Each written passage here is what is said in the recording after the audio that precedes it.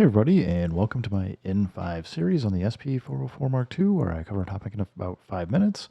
I wanted to go over the shift menu options. I hadn't played around with this too much, but was in a previous video had noticed that if you hold shift down, we see some things light up, and now that I've looked at it and read again what's on the panel here, it totally makes sense. For example, if you hold shift and pad 1, we can turn MIDI velocity on and off.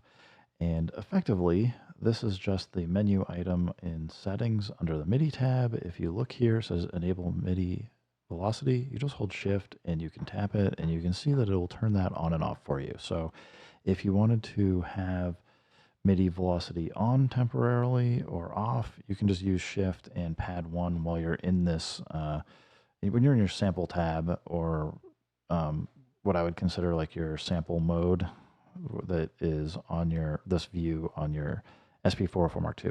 Similarly, we've got pad 3. Shift pad 3 allows you to turn monitoring or cue on and off. You probably want this off most of the time unless you're okay with getting a feedback loop, but I haven't. Let's just see if what happens. Could be a terrible idea, but let's go sample. I'm going to turn this into a loop and put hold on. Just play it. And I'm curious what's going to happen when I go cue. I don't think it's doubling up.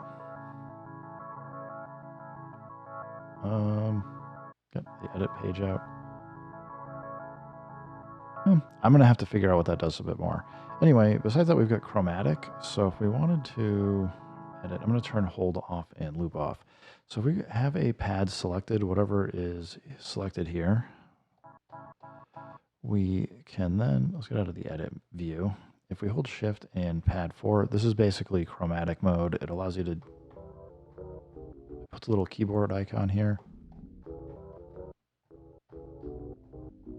It lets at least you use the 16 pads here to kind of play chromatically. It's not perfect because as you can hear, like if I go here and then go to bank B, it's the exact same thing. H, D, it's not going up and down the pad banks here, but it does give you at least a little, like a 16 levels tuning that you'd have on like your MPC or something. Anyway, shift pad 4 to get out of that, and it gets rid of the little piano icon. If we want from here, we can you can enable and disable the metronome. We also can do a tap tempo here. You can see that the iPad's actually going dim and bright. So you can just tap out a BPM if you're using an internal BPM. If shift pad 13 will be is a quick way to open up your settings menu. So if you wanted to get to settings real quick and go change something, you can do shift pad 13 instead of having to go to the dash and then drop into settings. Then finally, the last one we have is shift pad 14, and this gives us our export view where we can export our samples and sequences, share songs, and all of that fun stuff. Anyway, as I said, I'm gonna keep playing around with Koala and the SP404 Mark II more, but just figured I'd do a quick rundown on some of these things as I'm seeing them, understanding them, or getting a sense for what they're doing and how they're working. Anyway, everybody, thanks for stopping by. Keep making music, keep having fun. Remember, if it sounds good, it is good, and peace.